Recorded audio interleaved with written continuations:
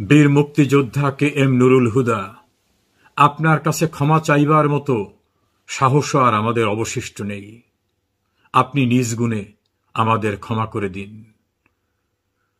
মহান মুক্তিযুদ্ধে ৩০ লক্ষ মানুষ আত্মোৎসর্গ করেছে। ২ লক্ষ মা বোন তাদের সম্ভ্রম বিকিয়ে দিয়েছে। আপনারা সম্মুখ সমরে থেকে জীবনের ঝুঁকি নিয়ে এই দেশকে স্বাধীন করেছিলেন। আপনাদের ত্যাগের বিনিময়ে অর্জিত স্বাধীন দেশে প্রকাশ্য দিবালোকে আপনাদের গলায় জুতার মালা পরানো হবে, আপনাদের মুখে জুতা দিয়ে পেটানো হবে। আপনার মতো আরো অনেক বীর মুক্তিযোদ্ধা এ জাতীয়ভাবে অপমানের শিকার হবে। বিশ্ববিদ্যালয়ের উপাচার্য, শিক্ষা প্রতিষ্ঠানের প্রধান, দেশের বিচার আদালতের সর্বোচ্চ পর্যায়ের প্রধান বিচারপতি সহ অন্যান্য বিচারকরা মব সন্ত্রাসের দ্বারা নির্মমতা বর্বরতার শিকার হবেন।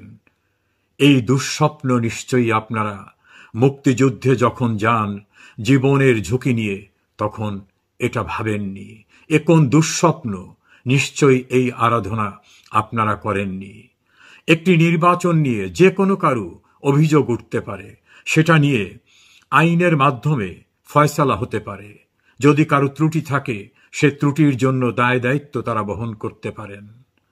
একটি নির্বাচনে নানাভাবে প্রশ্নবিদ্ধ অবস্থা হতে পারে, বিতর্ক উঠতে পারে। এদেশে একজন প্রধান নির্বাচন কমিশনারের অধীনে তো 15ই ফেব্রুয়ারি নির্বাচন হয়েছিল। মাগুরা কেলেঙ্কারির নির্বাচনও তো একজন প্রধান নির্বাচন কমিশনারের অধীনে হয়েছিল। একজন প্রধান নির্বাচন কমিশনারের কতটা দায়িত্ব থাকে? সরকারি ইনস্ট্রুমেন্ট সহ বিভিন্ন পর্যায়ের সম্পৃক্ত যারা সকলেই কাজ করে থাকে। যদি কোনো অভিযোগ থাকে সেটা আইনানুগ প্রক্রিয়ার মধ্য দিয়ে সম্পন্ন হতে পারে। আপনি প্রতিযোগিতামূলক পরীক্ষার মধ্য দিয়ে সিভিল সার্ভিস এসেছিলেন। নিজ যোগ্যতায় আপনি সচিব হয়েছিলেন। রিটায়ার্ড করার পরে আপনি প্রধান নির্বাচন কমিশনার পদে নিয়োগ পেয়েছিলেন। বিএনপি জাতীয় পার্টি সহ ৩৯টি রাজনৈতিক দল সেই নির্বাচনে অংশগ্রহণ করেছিল। যে সকল দল থেকে অনেকে নির্বাচিত হয়েছিল তারা সংসদেও গিয়েছিল। এখন আপনার উপরে যে বর্বরতা, আপনার সঙ্গে যে আচরণ করা হলো, এই নির্মমতা আপনাকে জীবনের পড়ন্ত বেলায় দেখতে হলো। আপনি আমাদের ক্ষমা করবেন। মুক্তিযুদ্ধে আপনি যদি শহীদ হতেন তাহলে এই অপমান আপনাকে বইতে হতো না। আপনার সহযোদ্ধারা আজকের এই দৃশ্য বিভিন্ন সংবাদ মাধ্যমে দেখে তাদের মনেও হয়তো তাদের হৃদয়েও রক্তক্ষরণ হচ্ছে যে এই বাংলাদেশের জন্যই কি আমরা জীবনের ঝুঁকি নিয়েছিলাম? ৩০ লক্ষ শহীদ, তাদের আত্মাকে শান্তি পাচ্ছে?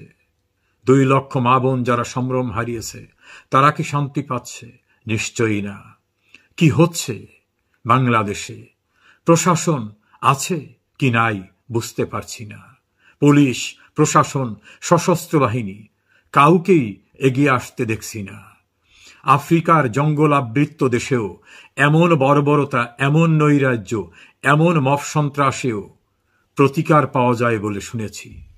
আমাদের স্বাধীন সার্বভৌম বাংলাদেশ কি তার থেকেও বিচ্ছিন্ন হয়ে গেল? বীর মুক্তিযোদ্ধা নুরুল হুদা, আপনি আমাদের অনুগ্রহ করে ক্ষমা করুন।